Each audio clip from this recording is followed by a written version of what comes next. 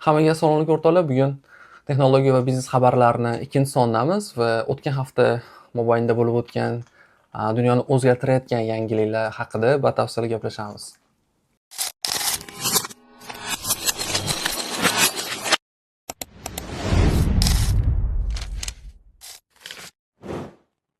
Siz odatda insonlar bilan qanday suhbatlashasiz? Telefon qilish orqali, SMS orqali yoki bo'lmasa yuzma-yuz. Endilikda ongiz orqali suhbatlasha olasiz ham ishonasizmi? Amerikada Alter Ego nomli startap o'zining yangi prototipini tanitdi. U orqali siz endilikda ovoz chiqarmasdan turib suhbatlashish imkoniga ega bo'lasiz. Bu narsa hali telepatiya emas, ya'ni ong orqali amalga oshmaydi. Og'iz orqali siz ichingizda u narsani gapirasiz.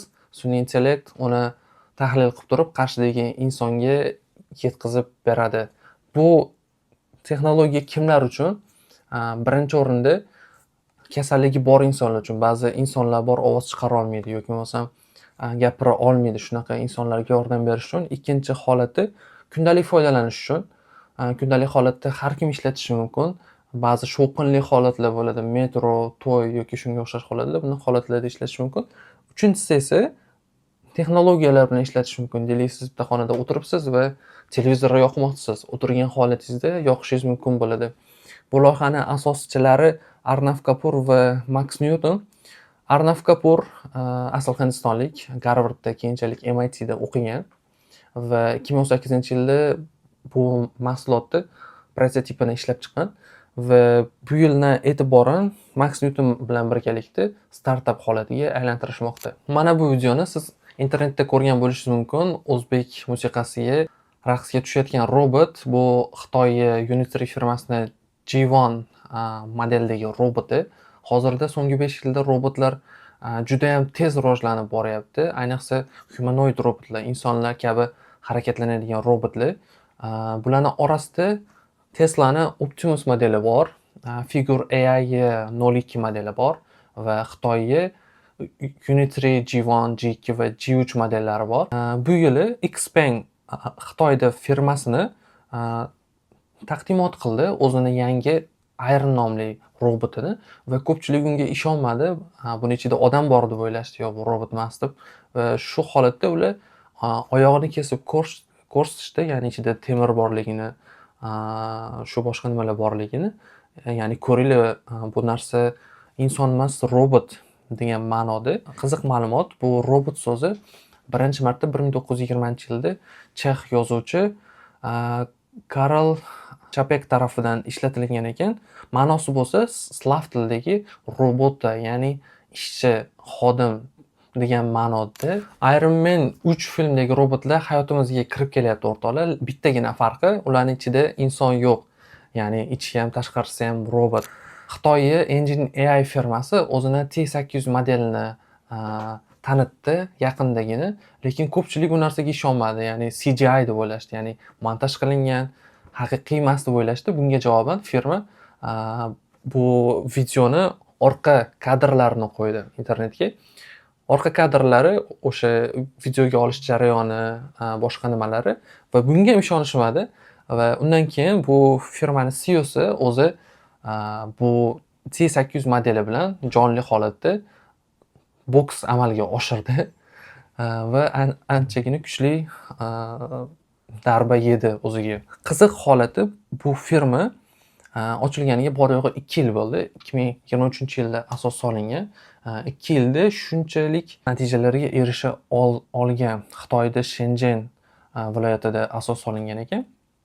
Va shu paytgacha humanoid robotlar va it robotlar, dog robotslarni rivojlantirib kelgan. Bu T800 modeli haqida gapiradigan bo'lsam, bo'yi 173 sm, kilogrammi 75 kg va kung fu va boks bilan shug'ullana oladi. Ya'ni insonlar qila olmaydigan narsalarni o'sha robotlar qila oladi.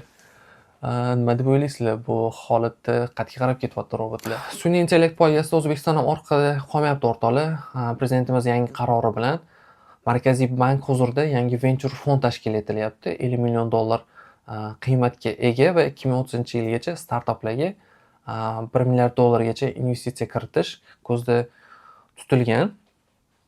Va shu bilan birgalikda O'zbekistonda Open banking joriy qilinyapti. Open banking nima degani? Endilikda finans sektorida qog'ozbozlik ishlari kamayadi va fintechlar ko'payadi. Fintechlar qanaqa holatda ishlaydi? Fintechlar digital holatda, ya'ni internetda siz hamma narsani hal qila olasiz. Aksiya ola olasiz, kripto ola olasiz, kredit ola olasiz, hisobingizni ocha olasiz. Ya'ni fintechlar orqali bu narsa osonlashadi.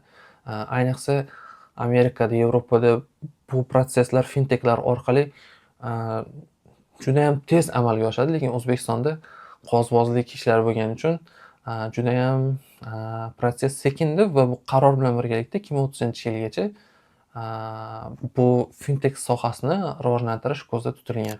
Endilikda uchar moshinalarni davriga kirib boryapmiz o'rtoqlar. Xitoy Xpeng firmasi o'zini Land Carrier modelini tanitganda, ham yerda yura oladigan, ham ucha oladigan mashinasi prototip holatda tanitganda 2026-yildan e'tiboran bo'lsa, ishlab chiqarishni boshlamoqchi. Yillik 5 mingdan 10 mingtagacha ishlab chiqarish rejalashtirilgan. Narxi juda ham qimmat. Taxmin qilib ko'ringlar, topolmasanglar oxirida o'zim aytaman.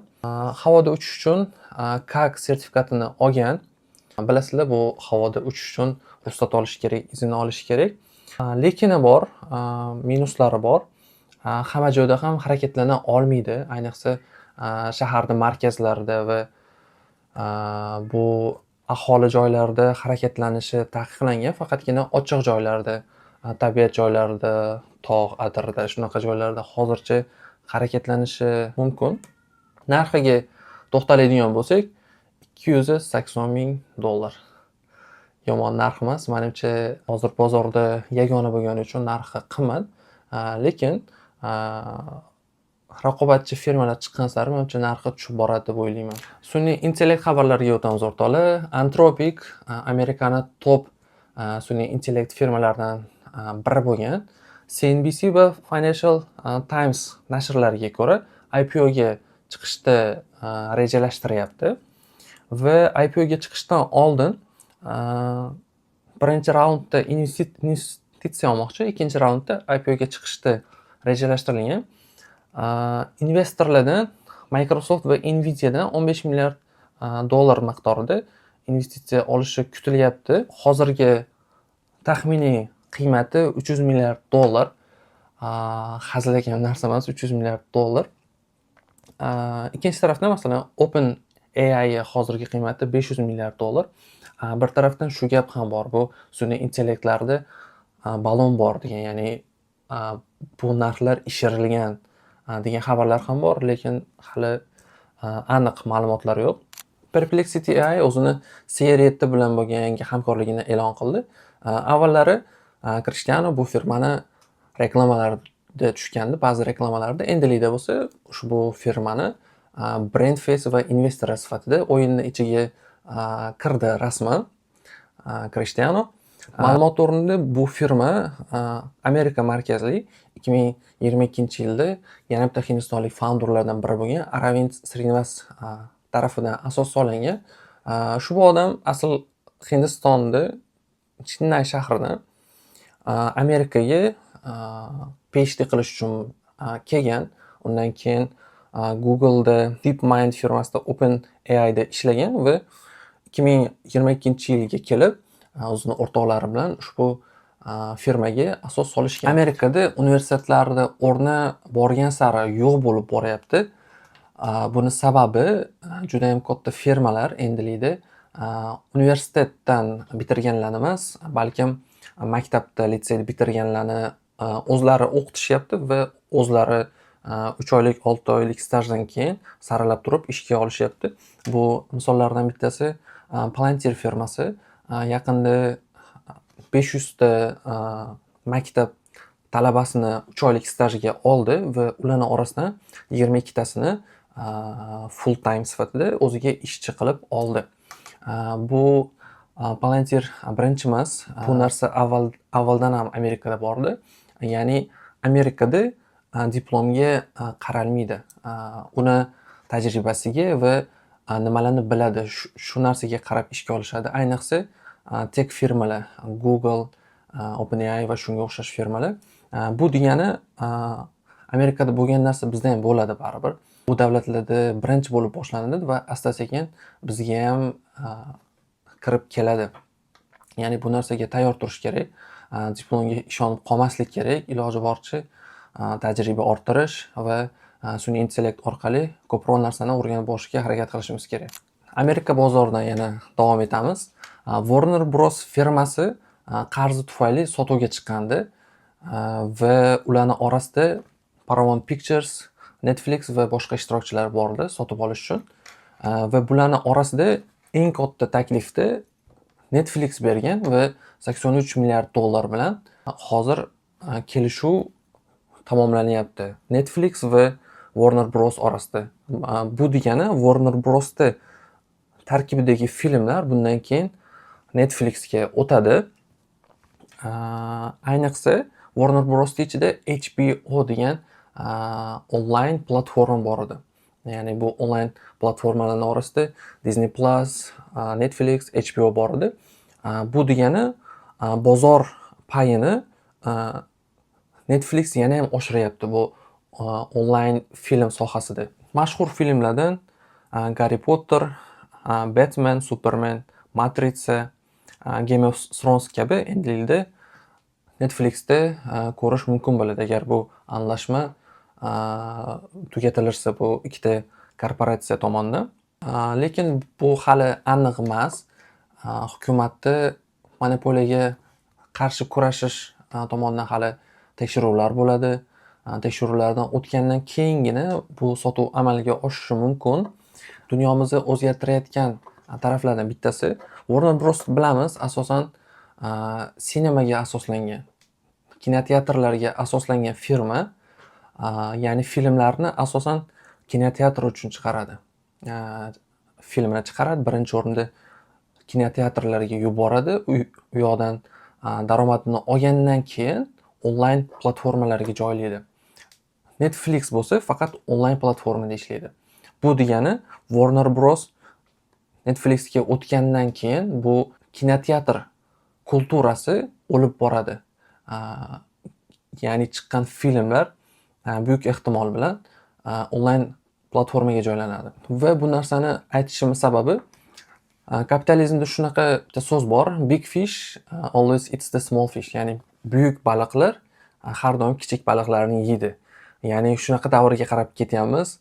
Katta korporatsiyalar bundan keyin kichkina bizneslarni sotib oladi va bu rivojlangan davlatlarda, Amerikada, Yevropada, Xitoyda bilmadim, Xitoyda desam ozgina farqli. Borgan sari katta firmalar qoladi va uni xodimlari qoladi. Dunyo hozir shunga qarab ketyapti. Endilikda siz kech payt bo'lishiga qaramasdan uyingizga quyosh nuri zakaz berishingiz mumkin desam ishonasizmi?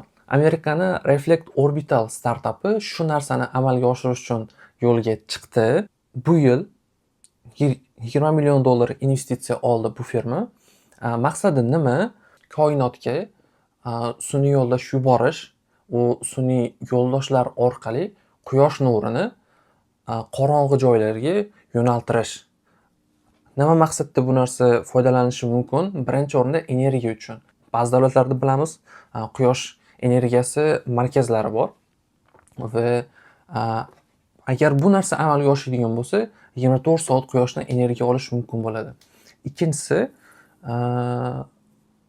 maxsus holatlar uchun, misol uchun deylik, ba'zida o'rmon yong'inlari chiqadi yoki bo'lmasa suv toshqinlari bo'ladi. Kech paytda hukumatlar bu borada qiynaladi.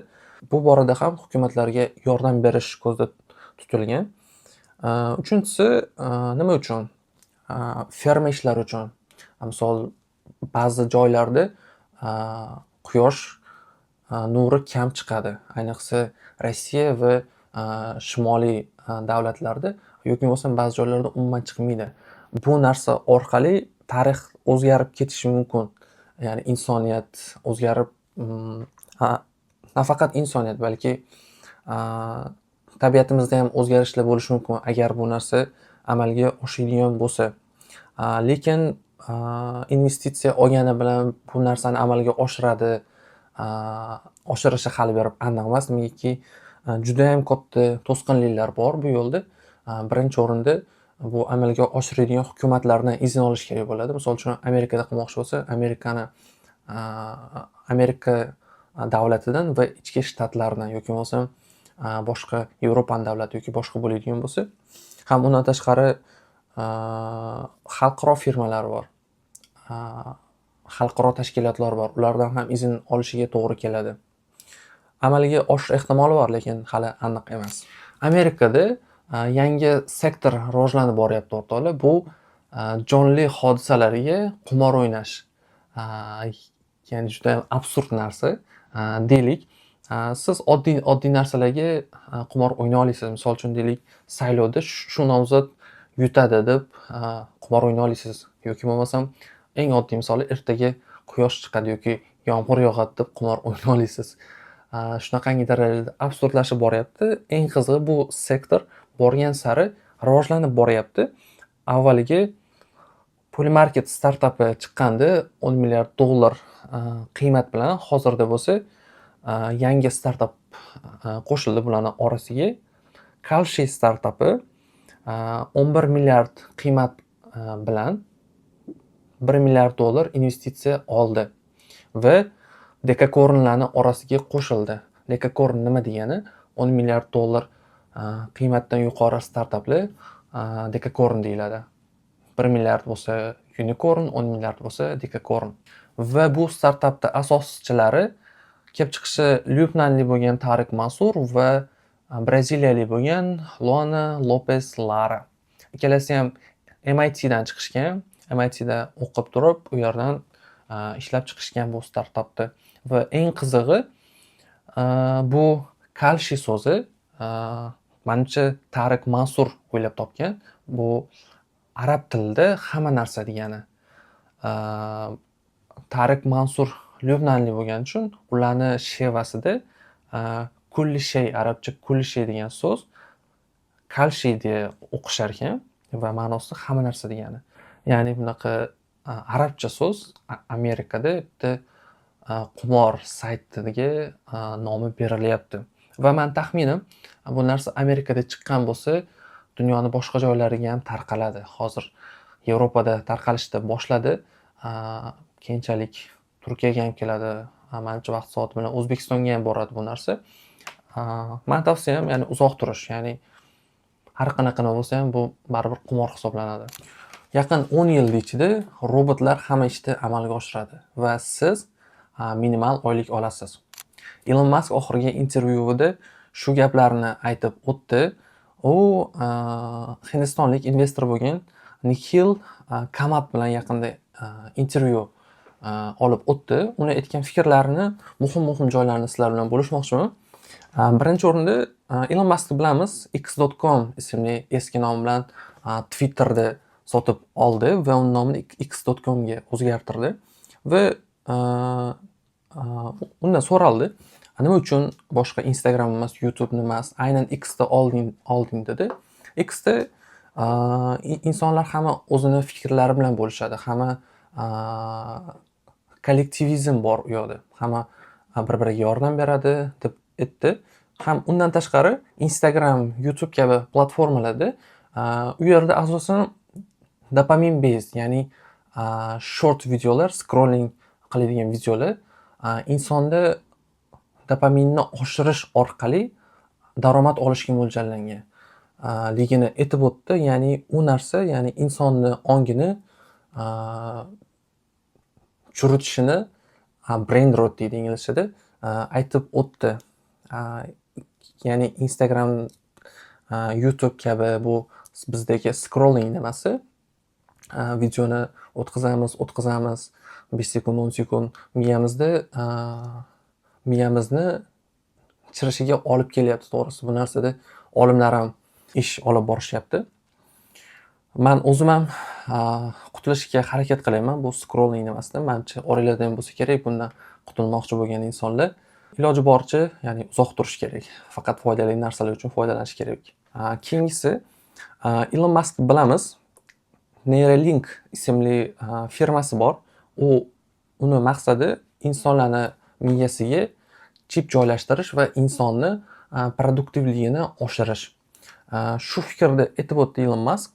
Hozirda AGI, ya'ni super intellekt rivojlantirilyapti va sun'iy intellekt ham hozirgi holatda insondan yaqin 5-10 yil ichida o'tib ketishini aytyapti Ilon Mask.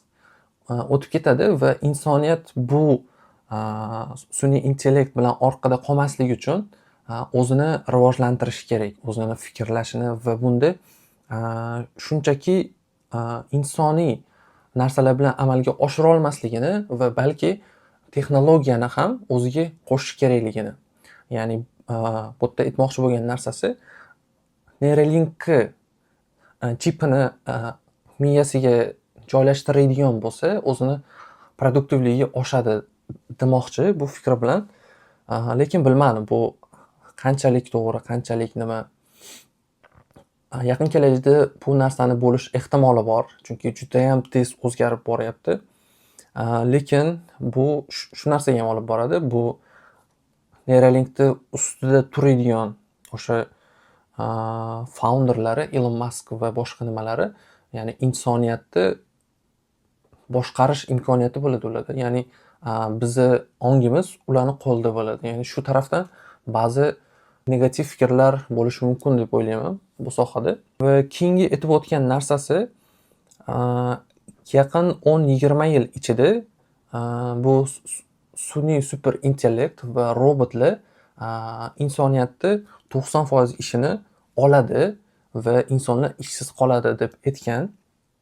Va ayniqsa UHI, ya'ni Universal High Income, ya'ni hukumatlar o'zini xalq uchun ishlamasa ham minimalniy oylik berishadi. Bu davlatdan davlatga qarab o'zgarishi mumkin.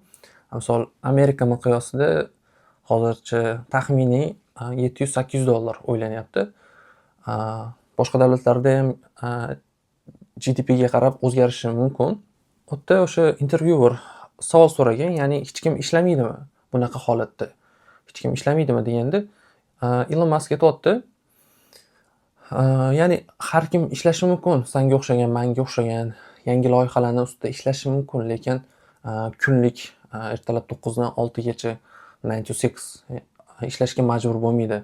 Kimdir fermada ishlashi mumkin, kimdir muzikada ishlashi mumkin. Hamma o'zini hobbisini amalga oshiradi deb aytib o'tgan. Bu yerda meni o'ylashimcha, agar bu narsa amalga oshadigan bo'lsa, Wall-E degan multfilm bor. Ayniqsa ikkinchi qismida shunaqa joylari bor. Hamma narsani robotlar qiladi-da, insonlar bo'lsa shunchaki mashinasi bo'ladi, ichida yotadi, ya'ni hech qanaqa harakat qilmaydi, shunchaki yeydi, turadi, aylanib yuradi, ya'ni shunaqa hech qanaqa semirib ketgan bo'ladi, o'ziga qaramaydigan bo'ladi. Shunchaki maqsad nima bo'ladi? Ya'ni qorin to'ydirish, ya'ni kun o'tkazish bo'ladi. Bu distopiya bo'lishi mumkin insoniyat tarixida. Keyingi savolli bo'lsa, hozirgi yoshlar universitetga borishi kerakmi deb so'ralgan va u yoqda Elon Musk aytgan, hozirgi holatda universitetlarni 50% nimasi tushib ketgan. Nimagaki produktivligi, nimagaki u yerdagi tizim ancha orqada hozirgi sun'iy intellekt va robot industriyasida yangiliklardan orqada qolgan va yetisha olmayapti unga. Juda ham tez o'zgarib boryapti. Bu yerda aytgan, men yoshlarga maslahatim, u yerga hard skills uchun bormang, ya'ni bitta professiyani o'rganish uchun tanlashingiz mumkin. Engineering yoki boshqa nimalarni. Lekin bu o'qishni nimasiga bog'lanib qolmang, ya'ni o'zingiz o'rganing undan tashqari. Ya'ni universitetda bu programmasiga ishonib qolmang degan. Balkim bo'lsa soft skills, ya'ni insonni o'sha jamiyat bilan bog'lab turadigan narsalarni o'rganing degan. Ya'ni bu jamiyatda o'zini o'rnini topish, insonlar bilan do'stlashish, networking qilish va shunga o'xshash narsalarni aytib o'tgan. To'g'risi juda ham qiziq. Yaqin 5 yil, 10 yil ichida nimalar bo'ladi? Ko'ramiz. Videomiz oxiri bu yerda o'rtoqlar. Agar video yoqqan bo'lsa, like bosinglar, yana ko'proq insonlar ko'rishi uchun. Sog' bo'linglar, keyingi hafta yana ko'rishamiz.